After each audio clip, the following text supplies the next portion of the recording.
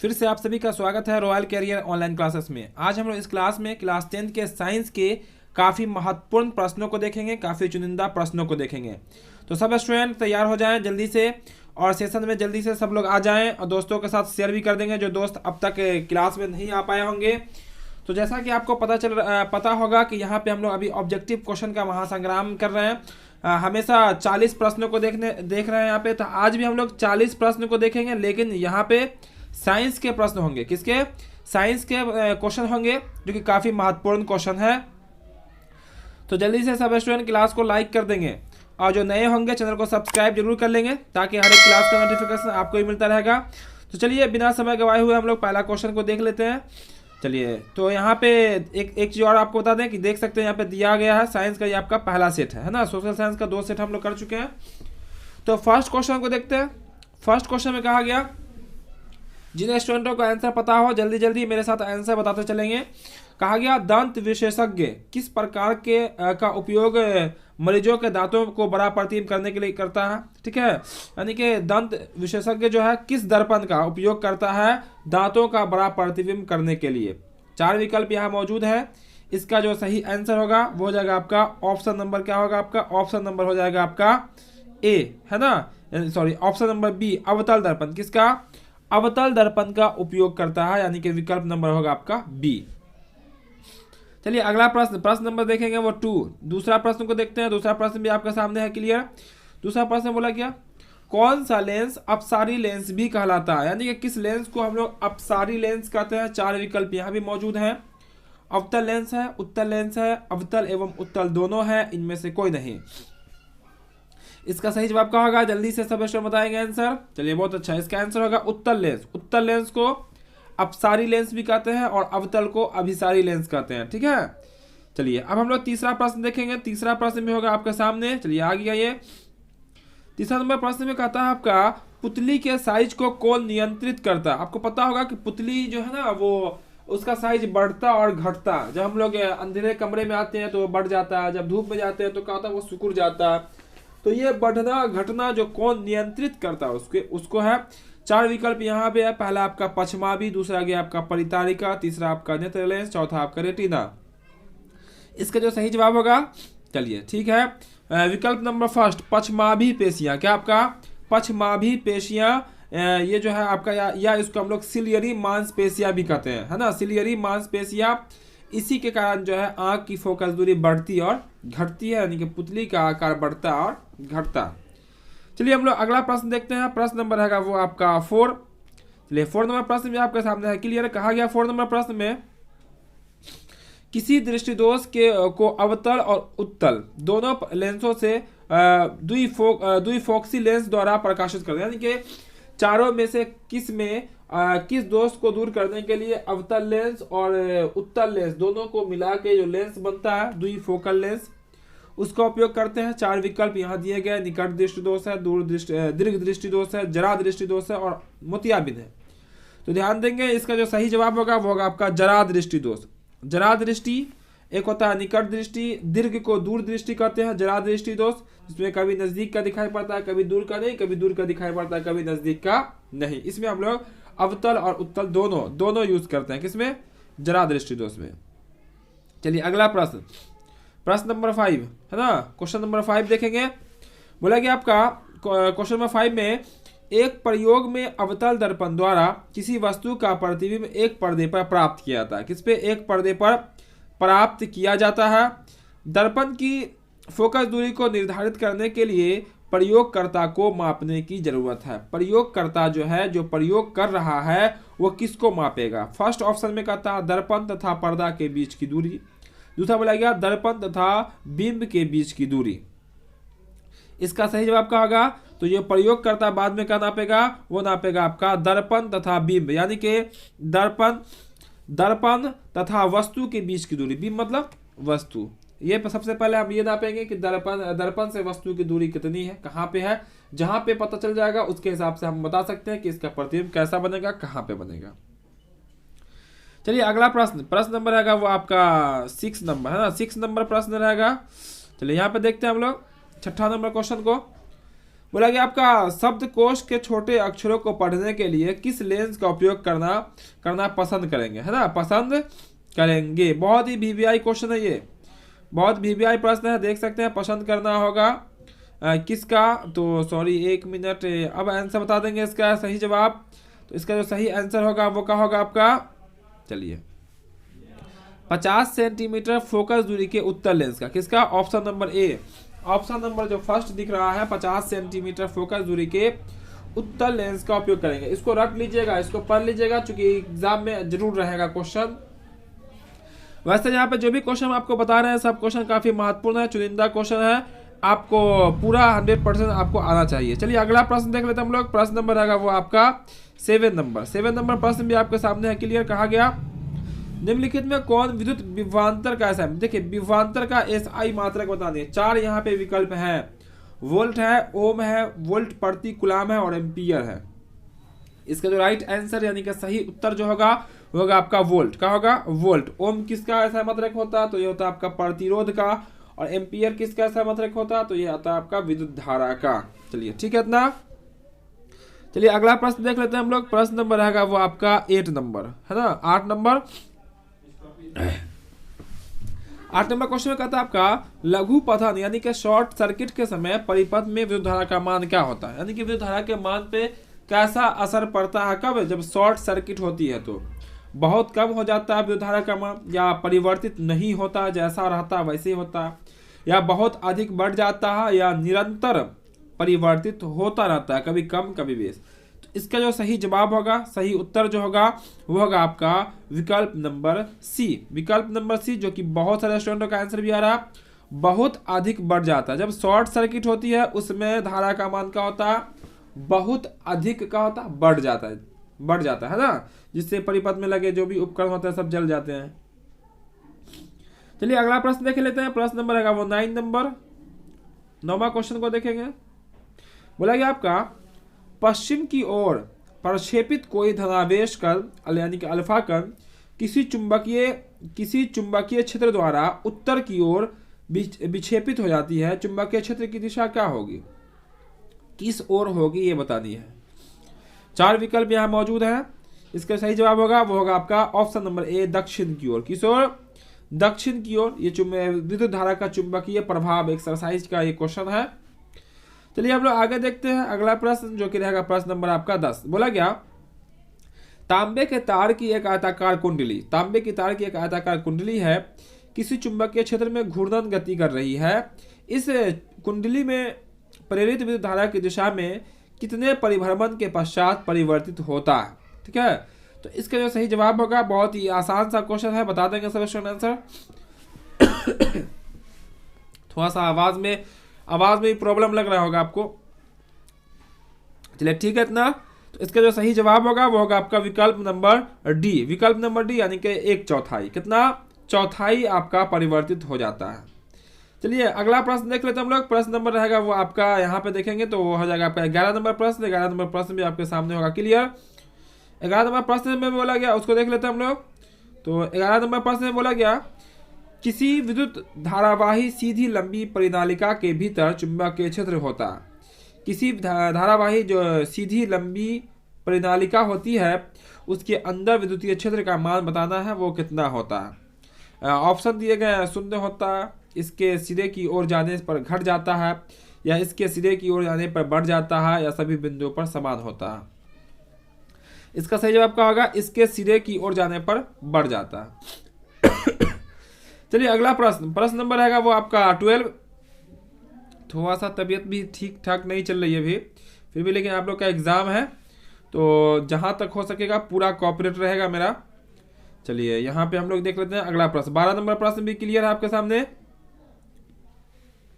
बोला गया 12 नंबर में सोलर कुकर के लिए कौन सा दर्पण सर्वाधिक उपयुक्त होता है। सोलर कुकर में कौन सा दर्पण लगा होता है, सब स्टूडेंट बताएंगे इसका आंसर। बहुत ही आसान सा सवाल है, सोलर कुकर में कौन सा दर्पण होता है, ठीक है, प्रयुक्त होता है, ये बताना है। 4 विकल्प तो यहाँ पर दिखाई पड़ ही रहे हैं आपके, समतल दर्पण, उत्तल दर्पण, अवतल दर्पण और सभी। इसका सही जवाब क्या होगा आपका अवतल दर्पण, विकल्प नंबर सी, विकल्प नंबर सी इसका सही आंसर होगा, क्योंकि सोलर कुकर में आपका अवतल लेंस का अवतल दर्पण का उपयोग करता है, उपयोग होता है किसका? अवतल दर्पण का।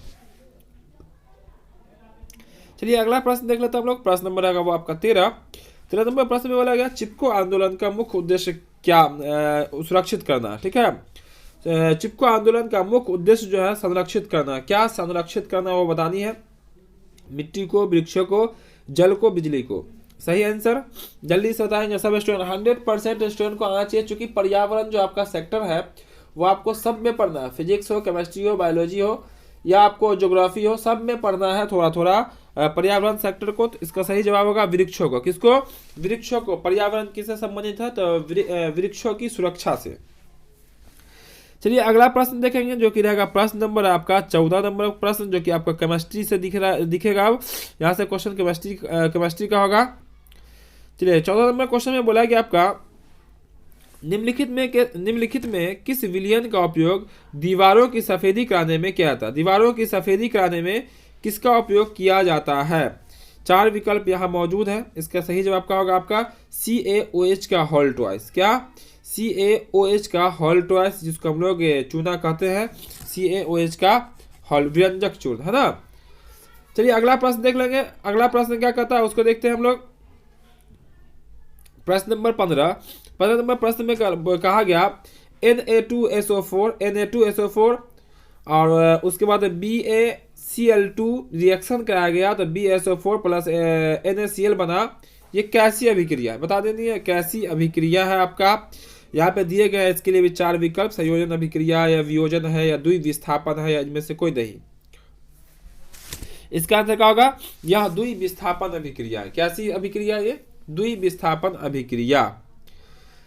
चलिए हम लोग आगे देखते हैं अगला प्रश्न जो कि रहेगा प्रश्न नंबर वो आपका 16, थोड़ा सा बड़ा कर लेते हैं। चलिए 16 नंबर प्रश्न को देखते हैं। 16 नंबर प्रश्न बोला गया निम्न में कौन बुझा हुआ चूना? बुझा हुआ चूना का फॉर्मूला बता देनी है।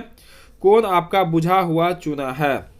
इसका सही जवाब जो होगा, उससे पहले 4 विकल्प यहाँ देख लेते हैं हम लोग। CaO है, CaOH का हॉल ट्वाइस है, CaCO3 है, CH। इसका सही आंसर क्या होगा आपका? कैल्शियम ऑक्साइड यानी कि CaO। ऑप्शन नंबर ए इसका राइट आंसर होगा। इसी को हम लोग कहते हैं बुझा हुआ चूना। चलिए हम लोग अगला प्रश्न देखते हैं। प्रश्न नंबर रहेगा वो 17 नंबर प्रश्न में कहता है लवण Na2CO3 का जलीय विलयन का pH क्या होगा? ठीक है, जलीय विलयन का pH क्या होगा आपका? 17 नंबर प्रश्न है। तो देखिए लवण बोला गया, ठीक है, यानी कि ये होगा आपका लवण नमकीन। तो इसका क्या होगा? pH मान 7 से अधिक। खारा है ना, यानी कि खारा 7 से अधिक, यानी कि ये हो जाएगा आपका क्षारीय। क्या हो जाएगा आपका? क्षारीय होगा, यानी कि 7 से अधिक होगा। तो जो क्लास को अब तक लाइक नहीं किए होंगे, क्लास को लाइक सब स्टूडेंट कर देंगे। सब स्टूडेंट क्लास को लाइक कर देंगे और जो चैनल पर नए होंगे चैनल को सब्सक्राइब करके बेल आइकन जरूर दबा लेंगे, ताकि इस तरह का क्लास जो भी है हर क्लास का नोटिफिकेशन आपको मिलता रहेगा। और साथ ही साथ हम आपको बता दें कि साइंस का पहला सेट चल रहा है 40 क्वेश्चन का। इसी तरह के 10 सेट चलेंगे। कितने सेट चलेंगे? अभी 10 सेट चलेंगे और 10 सेट में आपका 40 क्वेश्चन होगा, यानी कि 400 प्रश्न हो जाएगा साइंस। और सोशल साइंस का भी हम लोग क्लास करा रहे हैं। ऑब्जेक्टिव का कई सेट हो चुका है, उसका भी आपका 10 सेट कंप्लीट कराना है। उसी तरह से मैथ और लैंग्वेज पेपर का भी होगा। तो सब स्टूडेंट एक्टिव रहेंगे लगातार क्लास में। प्रत्येक शाम उपस्थित जरूर हो जाएंगे समय से। चलिए तो यहाँ पे हम लोग आगे देखते हैं अगला प्रश्न जो कि रहेगा प्रश्न नंबर आपका 18 नंबर में बोला कि आपका बॉक्साइट किस धातु का महत्वपूर्ण अयस्क है? बॉक्साइट जो है किस धातु का महत्वपूर्ण अयस्क है? तांबा, जस्ता, एल्युमिनियम, लोहा। सही आंसर क्या होगा? इसका सही आंसर होगा आपका तांबा। किसका? तांबा का मुख्य अयस्क होता है बॉक्साइट। चलिए अगला प्रश्न देख लेते हैं हम लोग। प्रश्न नंबर रहेगा वो आपका 19 यानी कि 19 नंबर 19 नंबर प्रश्न में कहता है आपका, चलिए यहाँ पे आ गया, लोहा एवं इस्पात को जंग से सुरक्षित रखने के लिए उस पर किस धातु की परत चढ़ाई जाती है? किस धातु की परत चढ़ाई जाती है? 4 विकल्प यहाँ मौजूद है। जल्दी से सब स्टूडेंट आंसर बताएंगे। तांबा का, चांदी का, सोना का या जिंक का? इसका जो सही जवाब होगा वो होगा आपका जिंक। क्या होगा आपका? जिंक की परत चढ़ाई जाती है लोहा एवं इस्पात को जंग से सुरक्षित बचाने के लिए। चलिए अगला प्रश्न, लोहा एवं इस्पात को, है ना। चलिए अगला प्रश्न नंबर आएगा वो आपका 20 यानी कि 20 नंबर बोला गया किस रासायनिक यौगिकों को गर्म करने पर प्लास्टर ऑफ पेरिस प्राप्त किया जाता है? किसको हम लोग गर्म करेंगे चारों में से तो आपका प्लास्टर ऑफ पेरिस बन जाएगा? चार विकल्प यहाँ भी मौजूद है। पहला में आपका विरंजक चूर्ण, दूसरा आपका जिप्सम, तीसरा आपका चूना पत्थर, चौथा बोला गया आपका कच्चा चूना। तो इसका जो सही जवाब होगा वो होगा आपका जिप्सम। किसको? जिप्सम को हम गर्म करेंगे तो आपका प्लास्टर ऑफ पेरिस कंप्लीट हो जाएगा, है ना। चलिए इसका हम लोग अगला प्रश्न देखेंगे। थोड़ा यहाँ पर टाइपिंग में मिस हो गया, यहाँ पर 21 नंबर क्वेश्चन छूट गया, तो 22 को देखेंगे। चलिए 22 में भी क्वेश्चन में कहा गया आपका, देखिए 22 कहता है, उसको देख लेते हैं हम लोग। चलिए ये रहा 22। एसिटिक अम्ल का IUPAC नाम क्या है? एसिटिक अम्ल का, ठीक है, एसिटिक अम्ल का IUPAC नाम क्या है बतानी है। चार विकल्प यहाँ मौजूद है। एथेनोइक अम्ल है, मेथेनोइक अम्ल है, प्रोपेनॉन है और इनमें से कोई नहीं। तो इसका जो सही जवाब जो होगा वो हो जाएगा आपका एथेनोइक अम्ल। क्या होगा? एथेनोइक अम्ल, यानी कि विकल्प number first, option number A इसका बिल्कुल सही आंसर होगा। तो हम लोग यहाँ पर 40 प्रश्नों को देखने वाले हैं, तो सब स्टूडेंट आखिर तक बने रहेंगे और लगातार आंसर बताते रहेंगे। सब एक प्रत्येक क्वेश्चन का आंसर बताते रहेंगे, जिससे आपको ही पता चले कि आपकी तैयारी कैसी चल रही है। चलिए क्वेश्चन नंबर आपका 23 में कहा गया विद्युत अपघटनी परीक्षण में अशुद्ध धातु को बनाया जाता है। अशुद्ध धातु जो होती है उसको बनाया जाता है किसमें? चार विकल्प यहाँ भी मौजूद है। इसका सही जवाब जो होगा वो होगा आपका एनोड। क्या होगा? एनोड, यानी कि विकल्प नंबर फर्स्ट। चलिए हम लोग अगला प्रश्न को देखते हैं। प्रश्न नंबर रहेगा वो आपका 24 में कहा गया आष्टक सिद्धांत को किसने स्थापित किया? आष्टक सिद्धांत को किसने स्थापित किया बता देना जल्दी से सब इसका आंसर। तो 24 का जो सही जवाब होगा वो होगा आपका डोबेराइन। क्या होगा आपका? डोबेराइन, यानी कि विकल्प नंबर फर्स्ट। विकल्प नंबर फर्स्ट जो आपको दिख रहा होगा डोबेराइन, इन्होंने आष्टक सिद्धांत को स्थापित किया था, इसी ने दिया था, ठीक है। चलिए अगला प्रश्न नंबर आपका रहेगा 25। चलिए तो थोड़ा सा छोटा करना पड़ेगा ताकि आपको पूरा दिख जाएगा। चलिए थोड़ा सा और छोटा कर लेते हैं तो और अच्छे से दिखेगा। चलिए ये रहा आपका 25 में कहा गया आपका क्वेश्चन में आधुनिक आवर्त नियम के अनुसार तत्वों का गुणधर्म कैसा होना चाहिए? तत्वों का गुणधर्म कैसा होना चाहिए? तो जल्दी से बता देंगे इसका आंसर। चलिए ठीक है इतना। चलिए इसका जो सही जवाब होगा वो होगा आपका परमाणु संख्या का आवर्त फलन है। क्या? परमाणु संख्या का आवर्त फलन है, ये इसका बिल्कुल सही आंसर होगा। चलिए हम लोग अगला प्रश्न जो कि रहेगा प्रश्न नंबर है वो आपका 26 में कहा गया क्वेश्चन, उसको देखते हैं। 26 चूंकि अभी हम लोग केमिस्ट्री देख रहे हैं, उसका हम लोग बायोलॉजी देखेंगे, तो कुल मिलाकर 40 प्रश्न देखेंगे। कितने देखेंगे? 40 प्रश्न देखेंगे, जो कि आपका चुनिंदा क्वेश्चन है, आपके सिलेबस का क्वेश्चन है, NCERT बेस पे क्वेश्चन बनाया हुआ क्वेश्चन है। तो सब स्टूडेंट आखिर तक बने रहेंगे, हर एक क्वेश्चन का आंसर बताते रहेंगे। चलिए क्वेश्चन नंबर 26 बोला गया निम्नलिखित में कौन आयन लाल लिटमस को नीला कर देगा? इसमें से कौन जो है लाल लिटमस को नीला कर देगा? बता देंगे इसका आंसर। इसका सही जवाब का होगा आपका OH का, आपका OH यानी कि अम्ल, ठीक है।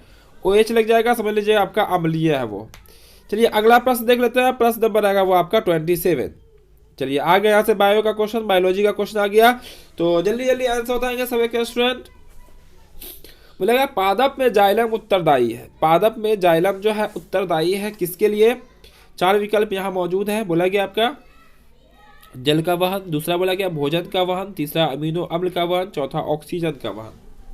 इसका सही जवाब क्या होगा? सही जवाब होगा आपका जल का वहन। पादप में जाइलम किसके लिए होता है? जल के वहन के लिए। जौ से जाइलम, जौ से जल, ठीक है, याद रखिएगा। चलिए आगे देखते हैं अगला प्रश्न। प्रश्न नंबर आएगा 28। कहा गया निम्नलिखित में से किसे कोशिका का ऊर्जा मुद्रा के रूप में जाना जाता है? ऊर्जा मुद्रा के रूप में किसे जाना जाता है? चार विकल्प यहाँ ADP है, ATP है, DTP है और PDP है। बहुत इजी क्वेश्चन है। तो ऊर्जा मुद्रा के रूप में जाना जाता है वो आपका ATP है ना, ATP का फुल फॉर्म आप हमें कमेंट बॉक्स में बता देंगे कि ATP का फुल फॉर्म क्या होता है, ठीक है। चलिए अगला प्रश्न जो कि रहेगा प्रश्न नंबर आपका 29। चलिए 29 को देख लेते हैं। 29 नंबर में कहा गया आपका 29 नंबर प्रश्न में कहता है पत्तियों में गैसों का आदान प्रदान कहाँ होता है? पत्तियों में गैसों का आदान प्रदान कहाँ होता है? शिरा, रंध्र, मध्य शिरा, इनमें से कोई नहीं। बहुत इजी क्वेश्चन है। इसका जो सही जवाब होगा बता देंगे सब स्टूडेंट। चलिए बहुत अच्छा, इसका सही उत्तर जो होगा वो होगा आपका रंध्र। किसमें? रंध्र में, यानी कि स्टार्च में। चलिए अगला प्रश्न, प्रश्न नंबर आएगा वो आपका 30 नंबर। 30 नंबर प्रश्न को देखते हैं। 30 नंबर प्रश्न में कहा गया, हृदय में रक्त यानी कि रुधिर को संपूर्ण शरीर में पंप करता। हृदय से रक्त खून को पूरे शरीर में कौन पंप करता? फेफड़ा द्वारा, निलय द्वारा, अलिंद्र द्वारा, इनमें से सभी। इसका सही जवाब क्या होगा आपका? निलय। निलय मीन्स निकलना, ठीक है, वहां से निकाल कर पूरे शरीर में फैलाने का काम जो करता है वो कौन करता है? निलय करता है। आप पढ़े होंगे हृदय में दो भाग होते हैं, एक होता है आपका अलिंद, एक होता है निलय। तो निलय जो है वो हृदय से रक्त को पूरे शरीर में पहुंचाने का काम करता है। चलिए अगला प्रश्न देखेंगे, प्रश्न नंबर आपका 31। 31 भी आपके सामने होगा क्लियर। तो 31 को देख लेते हैं पहले। 31 चलिए देखिए, तो 31 नंबर क्वेश्चन है। तो 31 में जो कहा गया उसको देखते हैं। बोला गया यहाँ पे, कौन सा पादप हार्मोन पत्तियों के मुरझाने के लिए उत्तरदायी है? पत्तियों के मुरझाने के लिए कौन उत्तरदायी है? पहला 4 विकल्प यहाँ मौजूद है। पहला आपका ऑक्सीन है, दूसरा आपका साइटोकाइनिन है, तीसरा आपका एक्सिसिक अम्ल है, चौथा आपका जिब्रेलिन है। ठीक है, तो पत्तियों के मुरझाने के लिए जो उत्तरदायी है उसका सही आंसर क्या होगा? तो उसका जो सही आंसर होगा वो होगा आपका ऑक्सीन। क्या होगा आपका? ऑक्सीन, विकल्प नंबर फर्स्ट। विकल्प नंबर फर्स्ट आपका सही उत्तर होगा। चलिए ठीक है इतना। चलिए ठीक है इतना, आगे बढ़ते हैं हम लोग। अगला प्रश्न देखते हैं। प्रश्न नंबर आएगा 32। तो जो क्लास को अब तक लाइक नहीं किए होंगे, जो देरी से आए होंगे क्लास में, क्लास को लाइक जरूर कर देंगे। आखिर तक बने रहेंगे, हर एक क्वेश्चन का आंसर बताएंगे और जो चैनल पर नए होंगे चैनल को सब्सक्राइब करके बेल आइकन जरूर दबा लेंगे, ताकि इस तरह का जो भी क्लास है हर एक क्लास का नोटिफिकेशन आपको मिलता रहेगा और आप भी शाम के 6 बजे से प्रत्येक क्लास में उपस्थित हो पाएंगे और यहाँ से तैयारी कर पाएंगे। चलिए प्रश्न नंबर 32 में कहता है, जर का अधोगामी वृद्धि है। ठीक है, वृद्धि बता देनी है। जड़ का अधोगामी वृद्धि है, किससे होता है वो? 4 विकल्प यहाँ मौजूद है। तो इसका जो सही जवाब जो होगा वो होगा आपका गुरुत्वानुवर्तन। क्या आपका? गुरुत्वानुवर्तन, यानी कि विकल्प नंबर बी इसका सही जवाब होगा। थोड़ा सा आवाज में दिक्कत है आज, ठीक है, आवाज में दिक्कत है क्योंकि तबीयत थोड़ी ठीक नहीं लग रही है। फिर भी चलिए क्लास यहाँ पे आपका हो रहा है, कोई दिक्कत नहीं होनी चाहिए। चलिए तो अगला प्रश्न देखते हैं। 33 में कहा गया, पॉन्स, मेडुला और अनुमस्तिष्क है किसका हिस्सा है? पॉन्स, मेडुला और अनुमस्तिष्क किसका हिस्सा है? 4 विकल्प यहाँ भी आपके सामने, बता देना है इसका आंसर। तो ये जो आपका होगा ये होगा मध्य मस्तिष्क का हिस्सा। किसका? मध्य बीच वाले मस्तिष्क का हिस्सा है पॉन्स, मेडुला और अनुमस्तिष्क। ठीक है, चलिए अगला प्रश्न नंबर आएगा 34। तो जल्दी बताएंगे, ज्यादा वक्त लेना नहीं है। बोला कि आपका निम्नलिखित कौन सी अनैच्छिक क्रिया नहीं है? देखिए नहीं है, अनैच्छिक क्रिया नहीं है। बोला कि आपका वमन, चबाना, लार आना, ठीक है, और हृदय का धड़कना। इसके जो सही जवाब होगा वो होगा आपका चबाना। अनैच्छिक क्रिया ये आपका नहीं है, ये आपका ऐच्छिक क्रिया कहलाता है। ठीक है, चबाना क्या होता है? देखिए चबाना मतलब क्या होता है कि जब हम मुंह चलाएंगे तभी हो सकता है। आप कह सकते हैं कि आपका अनैच्छिक नहीं है, लेकिन मुंह में लार का आना, हृदय का धड़कना, ये अगर हम नहीं भी चाहेंगे फिर भी ये धड़केगा। ठीक है, ये मुंह में लार आता रहेगा। ठीक है, तो ये आपका अनैच्छिक क्रिया कौन है? इसमें चबाना। चलिए आगे देखते हैं 35 नंबर प्रश्न। 35 नंबर प्रश्न में कहता है आपका क्वेश्चन, अलैंगिक जनन मुकुलन द्वारा होता है। किसमें होता है अलैंगिक जनन मुकुलन द्वारा? बहुत इजी क्वेश्चन है, बहुत ही पॉपुलर क्वेश्चन है, आपने बहुत बार देखा होगा ऐसे क्वेश्चन को। 4 विकल्प यहाँ भी मौजूद हैं, अमीबा में, यीस्ट में, प्लाज्मोडियम में और लेशमानिया में। तो इसका सही जवाब क्या होगा आपका? यीस्ट में आपका अलैंगिक जनन मुकुलन द्वारा होता है। चलिए तो हम लोग आगे भी और क्वेश्चन देखेंगे, चूंकि यहाँ पे हम लोग कितने प्रश्नों को देखने वाले? 40 प्रश्नों को देखने वाले हैं। तो ये रहा 36 नंबर प्रश्न। कहा गया इसमें शुक्राणु का निर्माण होता है। शुक्राणु का निर्माण कहाँ होता है ये बता देनी है। पहला आपका ऑप्शन है वृषण में, दूसरा आपका गर्भाशय में, तीसरा आपका अंडाशय में और चौथा बोला गया इनमें से सभी में। तो आपको पता होना चाहिए कि शुक्राणु जो है वो मेल से निकलने वाला एक हार्मोन है। तो शुक्राणु का जो निर्माण होता है वो होता है आपका वृषण में। क्या होता है आपका? वृषण में होता है शुक्राणु का निर्माण। ठीक है, चलिए आगे अगला प्रश्न देखेंगे हम लोग। प्रश्न नंबर आएगा 37। तो 37 में कहता है क्वेश्चन, चलिए छोटा कर लेते हैं, अब दिखाई पड़ रहा होगा। चलिए ये रहा, आपका पूरा क्लियर दिखाई देगा। तो 37 में कहा गया आपका पुष्प का कौन सा भाग फल बनता है। पुष्प यानी कि फूल का कौन सा भाग जो है वो फल बनता है। 4 विकल्प यहाँ दिए गए। पहला आपका परागकोश, दूसरा आपका काग्र, तीसरा गया बोला गया आपका वर्तिका, तीसरा चौथा बोला गया अंडाशय। तो फूल का जो फल बनने वाला जो भाग है वो आपका है अंडाशय। विकल्प नंबर डी इसका सही जवाब होगा। चलिए अगला प्रश्न नंबर आएगा वो आपका 38। चलिए 38 भी दिख रहा है।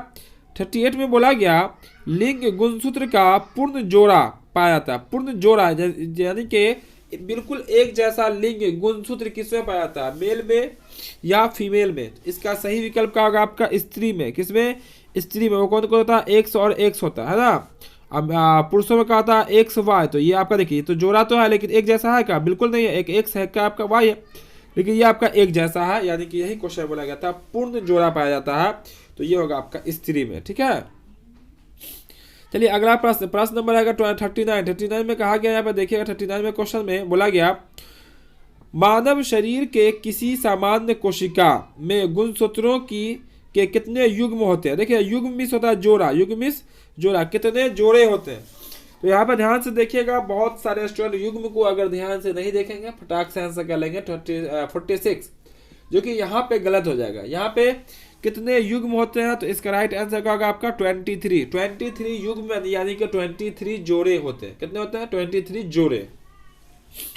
चलिए अगला प्रश्न नंबर रहेगा वो आपका अंतिम प्रश्न, जो कि रहेगा 40 नंबर प्रश्न में बोला गया निम्न में कौन से समूह में केवल जैव निम्नीकरण पदार्थ है। जैव निम्नीकरण यानी कि जो आपके मिट्टी में जो है ना मिल जाएगा, यानी कि सड़ जाएगा।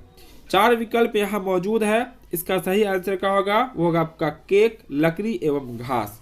केक, लकड़ी एवं घास, क्योंकि बात कीजिएगा घास, पुष्प और चमड़ा। तो चमड़ा देखिएगा यहाँ पे, घास, लकड़ी और प्लास्टिक। तो प्लास्टिक आपका गलेगा नहीं, ठीक है। फसलों के छिलके, केक और रबर भी आपका नहीं गलेगा, चमड़ा भी आपका नहीं गलेगा, ठीक है। तो आपका अटक कौन क्या, देखिए तो केक, लकड़ी और घास, ये आपका सही से गल जाएगा, यह आपका जैव निम्नीकरण पदार्थ कहलाएगा।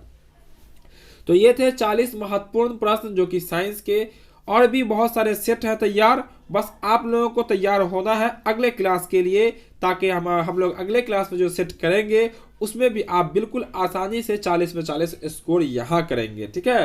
और जब यहाँ आपका 40 में 40 स्कोर हो रहा है तो आपका बिल्कुल सेंटर एग्जाम जब होगा तो वहाँ तो आपको 80 में 40 स्कोर करना है, यानी कि 80 क्वेश्चन में 40 क्वेश्चन बनाना है। तो वहाँ आपका हंसते खेलते बिल्कुल आसानी से आपका 40 में 40 सही बन जाएगा। तो बस जो क्लास को अब तक लाइक नहीं किए होंगे, क्लास को लाइक जरूर कर देंगे, और जो चैनल पे पहली बार आए होंगे चैनल को सब्सक्राइब करके बेल आइकन जरूर दबा लेंगे। और जिन स्टूडेंटों को ये सेट लेना हो हमारे दिए गए व्हाट्सएप नंबर पे कांटेक्ट करेंगे। आपको बिल्कुल आसानी पूर्वक जो भी सब्जेक्ट का सेट तैयार है सबका सेट आपको उपलब्ध करा दी जाएगी।